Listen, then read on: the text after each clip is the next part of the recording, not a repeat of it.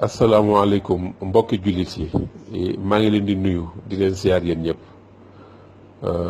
man la Cheikh Thioro Bassirou Mbacké. dañoo nemmeeku ni accident yi bari na lool Sénégal bariwaay bi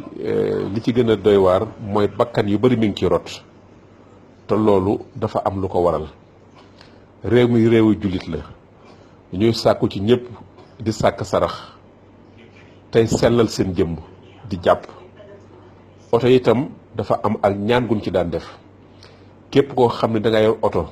moo xam oto transporteur la moo xam particulier la dama leen laay biir li nga xam ci Cheikhul Khadim la bàyyi ko képp ko am sa oto na nga bind sóoratu yaasin ñaari yoon